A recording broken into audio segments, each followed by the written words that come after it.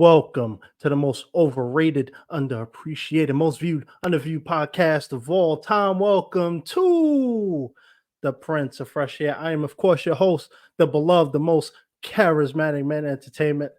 Now, I had Kevin Hart, Dwayne The Rock Johnson, a bunch of A-list celebrities hit me up like, hey, can I be a guest on your podcast? But I said, no, I got to get this guy on first. And you could search him, you could Google him, you might have watched him compete, but I got to give him the intro he well deserves. So, he recently retained his championship, against Ryan Phillips by round 4 KO. On PowerSlap 7. That's right. We're talking about PowerSlap, and he is the heavyweight champion. He is 6'2", 255 pounds. His record: 5 wins, 3 by knockout, just one little single defeat. And he's from Ruskin, Florida. Please help me in joining the reigning, defending, undisputed PowerSlap heavyweight champion of the world, Damien, DiBell. Thank you for the amazing intro, man. I really appreciate that. Gas me Yeah, up a I little try. bit too much. Yeah, I got the sunglasses on because he tried to outshine me here. But Damien, I've been watching PowerSlap, since I probably say last summer. I watched a lot of the athletes and like you, Wolverine, all the top players. How did you get into PowerSlap? Because I know you did an interview with the respected journalist Kevin Ioli. How did you even get involved with PowerSlap? I was just watching YouTube one day, and this was like the beginning of my journey. I joined Power or Slap Fight Championships originally, and they had a little deal where they brought over, Ron, Darius, Frank the Tank, a couple of guys to help create this new sport called Power Slap. And I was one of the lucky few that got chosen to come on over. So I got to participate in season 1 of the show, and I've been a part of it ever since. So I'm just curious, like a lot of people, I'm a big UFC guy. I'm not sure if you are too, but how do you like even train for something like that? I'm just curious because there's not a lot of behind the scenes footage. I see people like Terp, he's Oh yeah. slapping the bags and stuff. But how do you like actually train for a competition? Personally, I do a lot of muscle training, conditioning.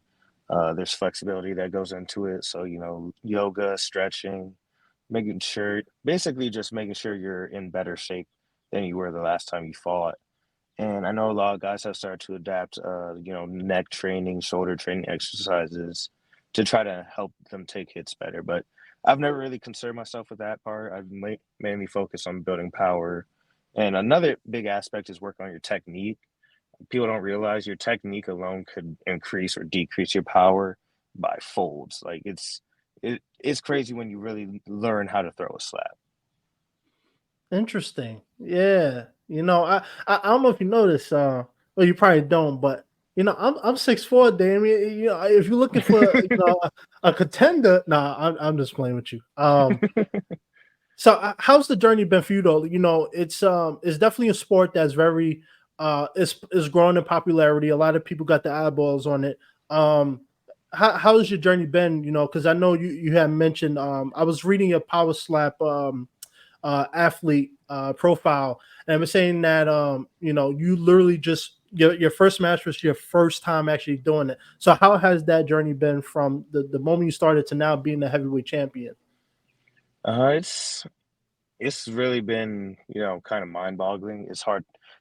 I still, sometimes sit there and like wrap my head around all the ways my life's changed because of this opportunity. Like, I originally got into it just because it was like kind of like a gimmicky new sport that was coming out. They're like, oh, just stand there, take steps. I was like, oh, that sounds badass. That's awesome. Mhm. Like, so I participated in it, and now, we're fighting for the UFC like promoters. Like we're fighting at the Apex. Your videos are getting millions of views. Start getting recognized on the streets. It's been a hard change to get used to that kind of lifestyle, but it's it was really just really it really makes you appreciate all the things that you've done and worked hard towards, and just seeing all that stuff start paying out, and then trying to see it from, this has only been a year into the sport. It's trying to predict the progress, and how much we're going to grow in another year is really it's really hard, and it's difficult to even wrap your head around, honestly. Yeah, absolutely. I definitely respect what you're doing. I know a lot of people. I'm gonna ask you a hard hitting question in a second, but so right after PowerSlap 7, Dana White did a press conference and he was talking about the rules, and some people were complaining a little bit about the rules. And I know when I first started watching it, if I'm not mistaken, you could correct me on this, but I think as soon as you slap somebody, they only got a minute to recover, get in the box, and hit you before if they didn't do that within a minute, unless it was a foul, you lose your turn. And if I'm not mistaken, that rule has changed, so now you get a minute to recover and get in the box, but you at least get a little second to measure and all that stuff. How's the rules changed since you started to now? The rules have changed. Honestly, pretty much every event, there's something new being introduced, something old being reworded or specified, and you're going to continue to see it as the sport grows. Every event, the commission and the refs are seeing different things, realizing how these fighters are training and growing. Because that's another aspect. As we progress, the fighters are bringing in new techniques. They're really getting in depth with their training, really looking back at all their previous fights and seeing what worked, what didn't work, and hammering in and focusing in on what they need to be working on.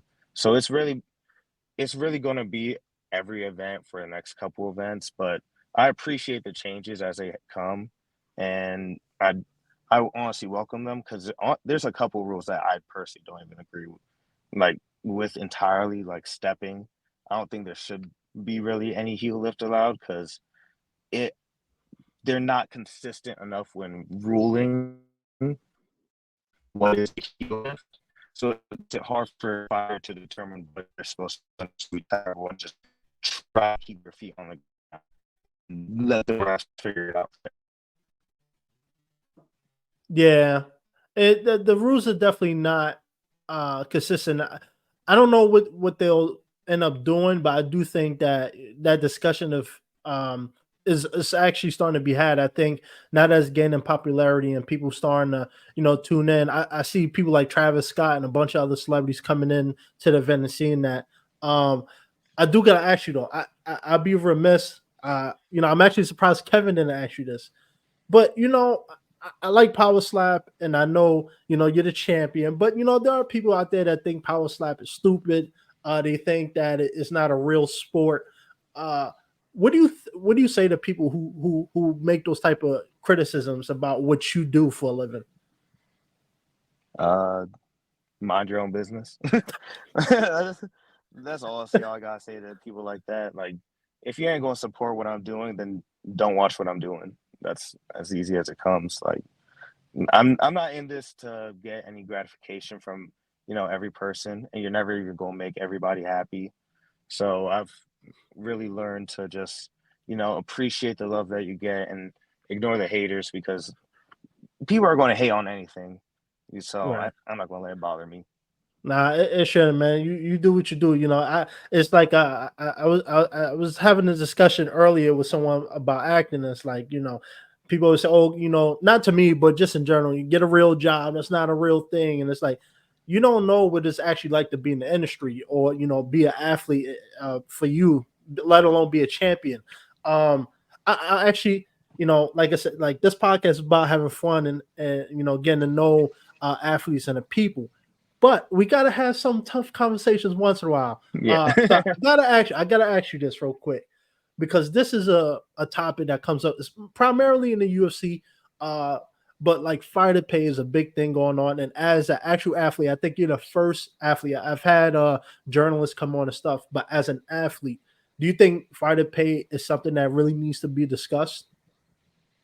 uh, I think so because that you look at how much these guys are making these companies, and then how much they're getting paid a lot of times, especially when you look at lower tier MMA fighters. Like, you know, they're still pro MMA. They can still whoop a ton of people's asses out there, but they're making cents on the dollar, and compared to all the people setting up the event. And I know that it's a whole different thing, creating the promotion and everything, but these are this is your entertainment. These fighters are the reason you're able to do these events, and I think they deserve, just compensation for that.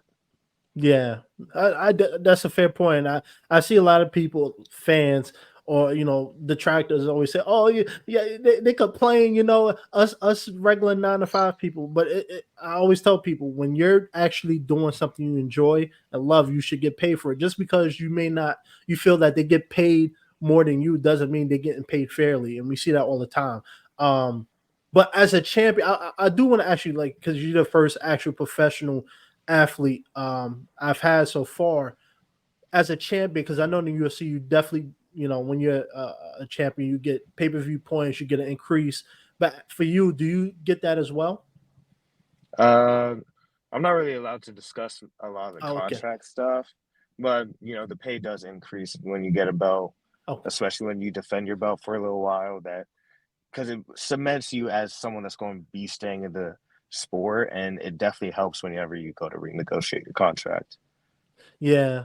In that case, yeah, can I borrow 5,000? Nah, I'm just kidding. Uh, I don't got like that now. he said, I'm kind of like that. Um, it's actually funny you mentioned that too. I do want to ask you, because I do know a lot of professional athletes. Um, Usually have a job. I know you have like a part-time job, or maybe a full-time outside of what you do. Do you find it hard balancing that? And do you think that when you become um, I want to say more active, but as get more title defenses under your belt, that you might have to take a step back from that and just primarily focus on being a champion? I mean, right now, most of the jobs I take are really just to pass the time, make extra money to save up for law school. Because my main my main goal is, at the end of the day, the reason I do any of this is just to be able to afford law school in the future. So it's if I'm making enough money that I feel like I could pull away, and especially for an opportunity like this where your health, not only do you get a chance to better yourself as a person, physically and mentally doing this sport. Well, not as much mentally because, it gets crazy out there, but physically you get to work on yourself and better yourself. And I appreciate being able to do that and make money off of it as well. And then, as you continue to getting dominant wins and, renegotiating or moving up the ladders, it definitely allows you to be able to do this full time. And I definitely could be doing this full time. It's 1 week out of the year that we fight, and a lot of the jobs that I do are really kind of sorts of helping my training. Like, I'll help my friends out with their tree work. I have a friend that has a tree work company. I'll help him carrying logs, loading trailers. My brother-in-law, he does a landscaping business, so anytime he has some heavy stuff or like a lot of digging, like that hard work type stuff. That's what I usually try to do, just to keep myself active. Ah, interesting. Yeah, I used to do stuff like that. I'm too good looking for that. No, I'm not calling you ugly. I'm just saying, I can't mess up this pretty face. Yeah, it ain't for Um, everybody. It yeah, definitely that's ain't. Power slap is definitely it's a growing sport, and it's starting to reach the mainstream a little bit and stuff like that. So a lot of the questions I'm asking you is, you know, like I said, I've watched you do interviews. I don't think I've seen other people do as many interviews outside of the probably the regular media that comes with, like, the press conference, the post fight press conference.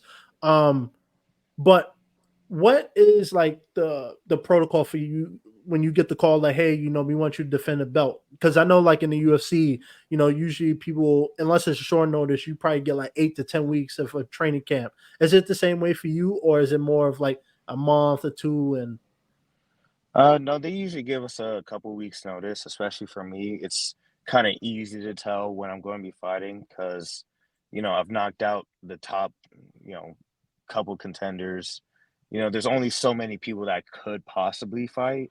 I kind of just self-predict who and when I'm going to be fighting. Plus, I have to get a certain number of fights each year. So you kind of just measure it out in your head and when you need to start really honing in on your training. And for me, that really just comes down to hitting the gym harder, start running more, really honing on my technique, just really pushing in and pounding in the fundamentals of what you're doing. Yeah. Do you get access to the UFC PI when you're in Vegas, or do Hmm. you? Oh, you do. Okay.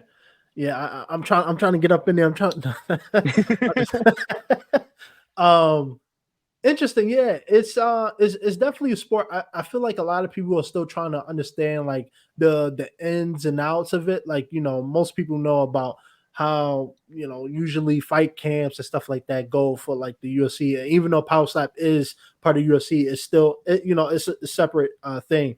So I appreciate you answering these questions. Now let's talk about money. Nah, I'm just playing. Uh, What's in your contract? I want to know. I, we should. I gotta have a little fun with this. I know you're the champ, but I gotta ask you this: Who is the tough? Yeah, I'm gonna start trouble here. Who is the toughest opponent you've had, and who is? I wouldn't say easy because no athlete is easy, but yeah, what is the hardest challenge you faced, and what is the easiest one you think you faced? That's honestly a pretty easy one to answer. Ron is my hardest because that was the only match that I've had that went in, at least in Power Slap, the only match I had that had actually went the distance and went the full 5 rounds. And then the easiest would just have to be Nate because, I didn't even get hit that fight. So it don't get much easier Yeah, than that. yeah, Yeah. that I just watched. I think it was PowerSlap 6, Nate. I was watching on YouTube, and yeah, he's a man. I'm actually surprised. Like, I think a lot of people don't realize how big a lot of you guys are. Because I always say, like, I met Chris Wyman. I don't know if you know him, but he's UFC middleweight, and this dude is Yeah. like 6'2". I think he walks around like 225. I'm like, these are big dudes. So I imagine someone like you in person, stepping up to you. This is why I'm challenging you for that belt, man. Come on, Bro, you don't come want on, that put smoke. You don't want that smoke. No nah. one no one stayed standing yet. um. So I want to ask you another thing about as we're talking about the rules and the sports and stuff like that. Hmm. What about do you think like the refs? Do you think that some of them are inconsistent too? Because we do see that it's a little spoiler. I'm probably going to use a lot of UFC references Yeah, mostly no, that's because it's fine. to say, but like a lot of refs and judges and stuff get criticized for bad judging, bad refing. Do you feel like that's a big problem in Power Slap too, or no?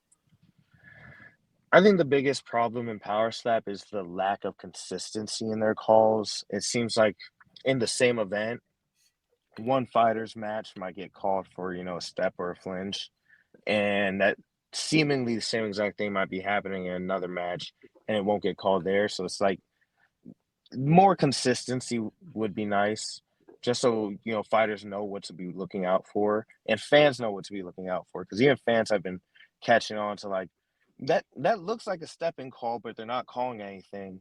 But in this match, they called it like that doesn't make any sense. So I would definitely love to see some more of that consistency. How, I do gotta ask, how the hell do you train for flit? Like that was actually something I seen progressive in the sport is flinching, and this different degrees. And shout out to Michael Bisping because he makes it very known.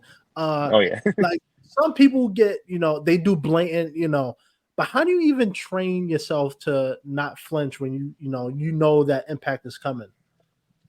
It's kind of like mental training, just building your mental fortitude to be able to stand there. Some guys, it's easier than others. Everybody's different when it comes to take just outright taking a hit.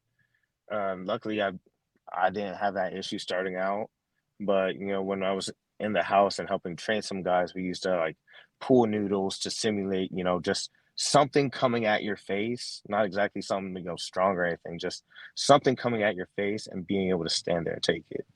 So Yeah, stuff like that. But it's a real mental game when you get up there. interesting.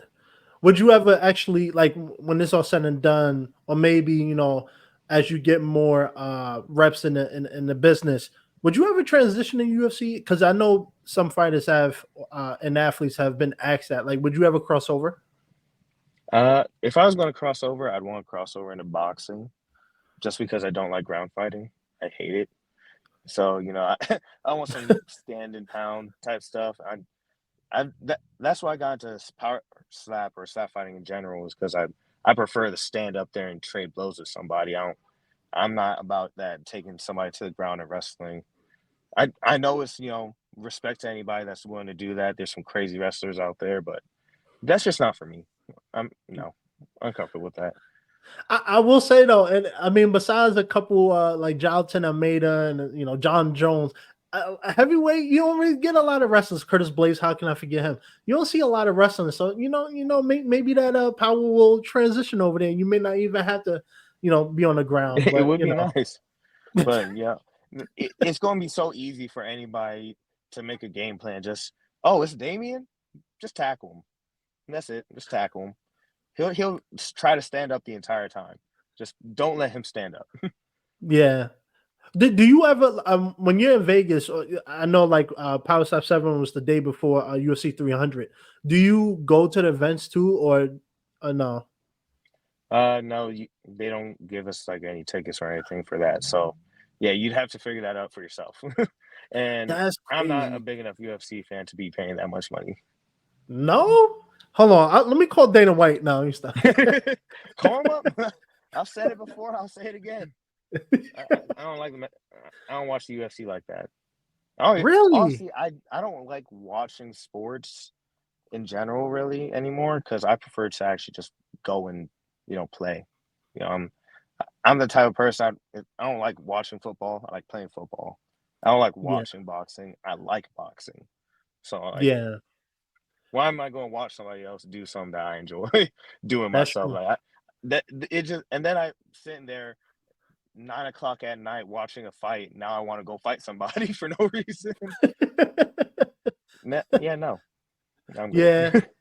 And any you have any favorite boxers? Like Deontay Wilder. I know he just lost, but I got Deontay Wilder's my favorite. I like Anthony Joshua, Anthony Ruiz, and them. But do you have any favorites? I was actually about to say Deontay Wilder, just because I love his style of boxing. Just such a big dude. Just go out there and basically just whoop their ass. Just hit him hard, bro. I can respect I that. I agree. People, I was having this conversation. People was like, yo, he's very limited. But I'm like, in the sport, if like, so I think it was Michael Bisping or Chael Sonnen, and they said this. If you know that all I have to do is land a one clean shot and the match is over, sometimes you may not have to learn how to kick, be like Mike Tyson or Floyd Mayweather. You could just, and shout out to him because he made a whole career just knocking people out and it's worked for him. I think he got to the point, he's a little older now, but he probably got to the point now he's fighting like the real cream of the top that Oh maybe yeah, he should learn how to, throw a little more yeah. And then once defense, he little learns jab. that, it's over. Like once that man gets like some real technique under it, that's gonna be crazy. Yeah. When I'd can fight we him. see you? When can we see you in boxing, man? What's take you so long? Let's go. Once I retire from PowerSlap, I'm not allowed to do both. Really? You not? No, champion status. Can't Oh yeah, really yeah. have your champions running around, especially since I haven't done pro boxing before. They they're worried about the safety and then making sure that I'm cleared to still participate in my power slap matches.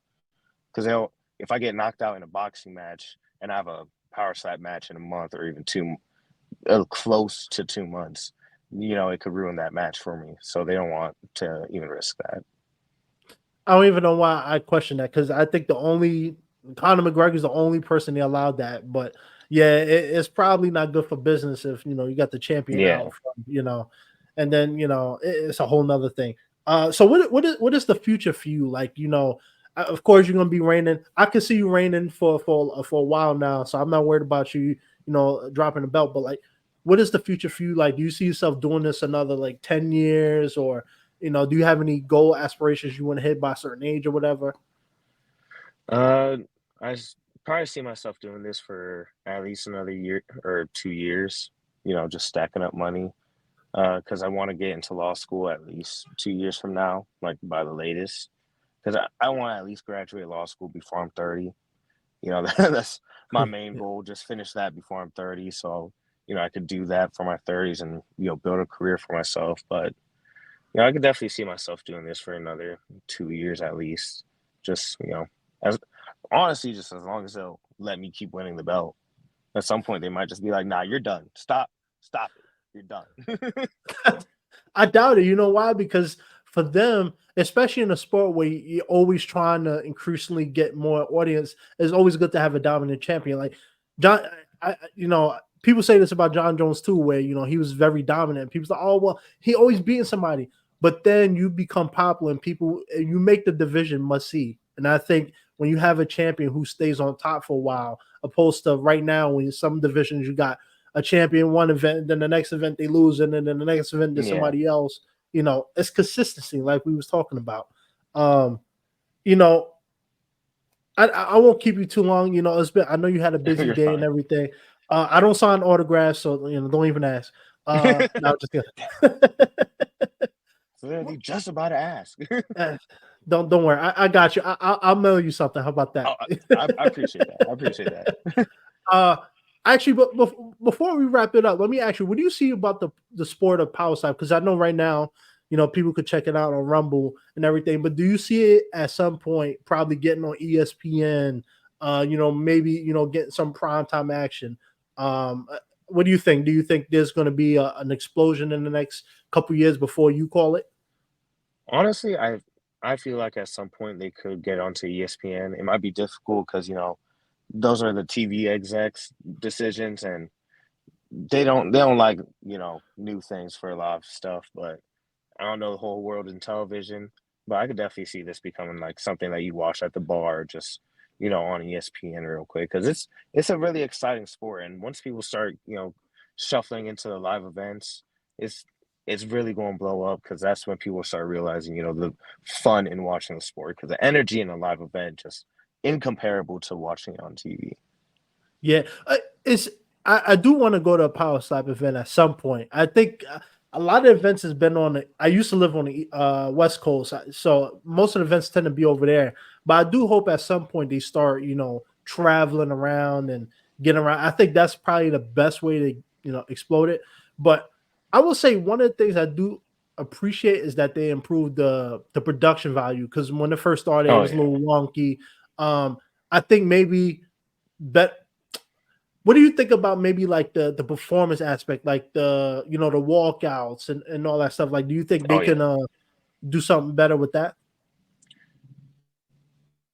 I don't know about doing something better, but I know they could probably allow some fighters to. There's a lot of fighters that want to do some funny stuff, some cool stuff, cool shit while they're walking out. So I think it's just start loosening the reins a little bit on what the fighters could do, especially since it's not really a strict sport when it comes to like outside of the ring. Like we're wearing sweats and jerseys when we're fighting, so we could have stuff in our pocket. Allow us to pull some stuff out. A toy hammer or something. Let me throw a toy hammer at somebody. Like it would have Right, been nice to have the crown on the stage somewhere, and then like after I knocked out Ryan, someone or whoever won the match would be able to pick up the crown and put it on their head. Stuff like that would just it would add a little entertainment value. But for it's still a sport in the end. So they're just trying to focus on the sport itself and really let the fighters speak for themselves on that. yeah, Just they in their definitely. performance. Yeah, they definitely improved on that. People like you, Turpin, Wolverine, some of the top people. Like, there's some personalities emerging. I think that was one of the biggest. One of the minor criticisms a lot of people had was like there wasn't a lot of personality being shown, and now you're seeing that people going viral for stuff like that. So, um, I gotta ask you one last thing because I'm an idiot if I don't ask you. What like do you ever have you ever like injured your hand in the middle of a match or any sustained any injuries? Nah, No. I mean I used to or you know actually used to. I've kind of stopped doing it now, just kind of fell out of the habit. But I used to just practice on bricks for a little while to harden the hand. There was a personal trainer that I was working with. They're just like, well, if you don't want your hand to ever get hurt while you're slapping somebody, just slap a brick, massage it, put some oils or whatever on it, and just cycle that out and do that for a couple months, and your hand will be fine. And I've legitimately never had any hand pain, Well, let's keep not even praying for sore. that. Yeah, Yeah. knock on wood. Haven't had any hand pain yet, but I appreciate that at least. All right. Can you do me one favor? Just one favor. Yeah, Two go ahead. things actually. First thing, next time you compete, you got to walk out. Wait, do they let you choose out your own Hmm. walkout music? You got to come out to Little Chris Slap. You have to. I think it fits the moment. You know what I'm saying? That Come on. that would be hilarious. Oh, I'll think about it. I'll think Come about it. on, man. It's a good You know, idea. I'll you have know, to, there's like a playlist of songs that are queued up to be walkout songs right now. I ain't even gonna lie to you. Every time I hear a song that fits my events, I'm like, all right, add that to the queue. Next fight, bringing out this song. That's why my fight song changes every match. I'm too indecisive to pick one. yeah, I was thinking about that when I reached out to you. I was like, how has nobody ever came out to the song? It just makes it's gonna go viral. People gonna have fun, and it's hilarious. It fits the theme. Um, Yeah, you no, know, that's ooh. Yeah, no, now I got to reconsider my plans. hey, I'm not even gonna ask for a percentage of your purse. All right, take that as a He's favor. like, you can take that one for free. You know what I'm I'm doing you saying? a favor with that one. I'm trying to. I'm doing the Lord's work as we speak. Appreciate it, man. Absolutely, man. I won't keep you.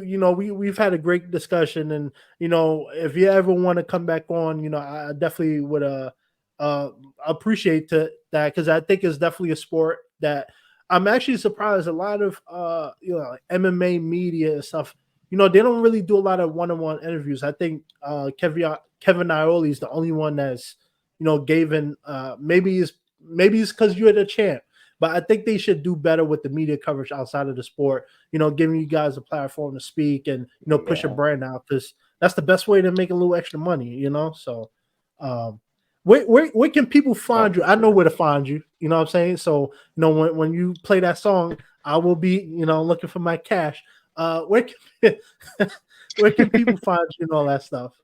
You can follow me, anywhere at DiBell SF. Don't ask about the SF. Producers are mad at me about it already. But yeah, DiBell SF, Instagram, Twitter, TikTok. Instagram I use the most. I post the most. So definitely follow me on there if you want the latest information. Yeah. Before you go, do you have? I know you just competed and you defended successfully, but do you have an idea of the next event that's coming up? At least two events out because they still gotta find a contender, but knocking everybody out, man, it's hard. Yeah, They I gotta know, find somebody man. for me to knock out next. So Uh, just waiting. don't worry. Don't worry. I'm gonna show up next week at the PI talking about you know.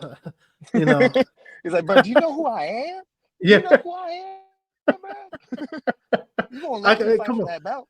You know what I'm saying? Come on, the most charismatic man versus the belt. Come on, man. It's written in the stars. No, I'm not even gonna try. I'm not even gonna attempt. But Damien, I appreciate you taking the time out of your busy day. Especially being a champion, you didn't have to do this. But you know what? I know you wanted the most charismatic experience. Hashtag no Diddy. And I appreciate you taking the time, man. Any final words? Any final thoughts before we call it a wrap? Yeah, I just want to say thank you to all the fans. I appreciate all the love and support I've been getting the past couple of days. It's it's really been life changing. Having this opportunity, and I appreciate every one of y'all that have been pushing and supporting the sport entirely, and me personally through this. So thank you. He's the heavyweight champion. I'm the most charismatic man. If you got something to say about that, he'll slap you. We're out. We'll see you later.